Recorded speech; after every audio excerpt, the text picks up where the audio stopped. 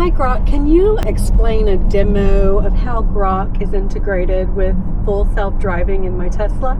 Sure. Here's a quick demo of Grok with FSD in action, based on the latest Spring 2026 update. Say, "Hey Grok, navigate to the nearest coffee shop," and it sends the destination directly to FSD. Your car engages autopilot, drives smoothly while Grok sets reminders like, "Pick up milk near home," and even explains disengages, like, "FSD slowed for a pedestrian ahead." Hands-free magic, no taps needed.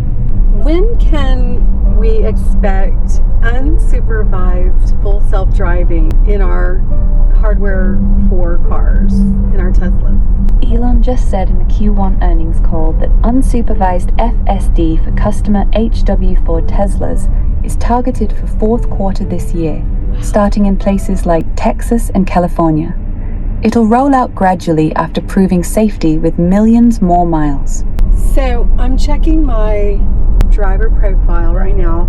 I have driven 11,960 miles since 14.2, and I believe that was in November, and I'm at 97% full self-driving. That's impressive. 97% FSD usage over nearly 12,000 miles since version 14.2 means you're barely touching the wheel. A solid sign the system's reliable for you. Keep those stats coming. They're fuel for Tesla's data training. The only thing that makes me need to disengage are pothole and school driver pick up and drop off in the lot because there's a strange formation of traffic. Those are classic edge cases. Potholes often trip it up since FSD prioritizes trash avoidance over deep holes, and school lots with odd traffic flows confuse the pathing.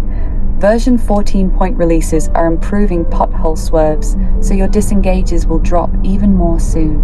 That's good to know, because both places where I go every day have got a certain pothole that is so big I wouldn't want to hit it. And sometimes it dodges it and sometimes it doesn't. But I have not received the 14.3 update. I did hear that pothole avoidance was addressed in that new update.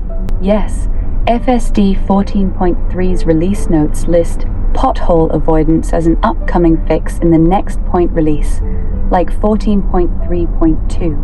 It's already dodging some better in early tests. Once you get it, those daily monsters should become non-issues more consistently.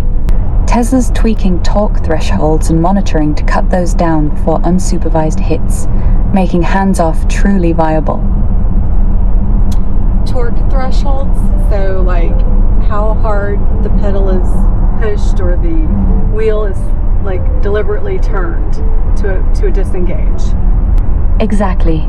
Torque threshold is the minimum deliberate force on the steering wheel needed to count as driver input and disengage FSD, so light accidental brushes won't trigger it.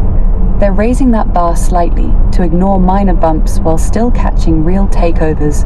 Plus, pedal presses now need firmer intent too.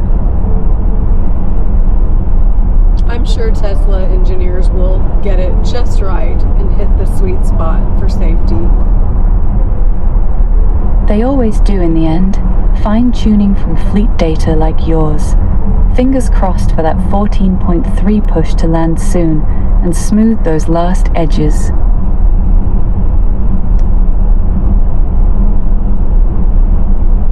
I have a lot of viewers on YouTube who seem to be quite interested in my video titled My Model X Full Self-Driving Talking with Grok.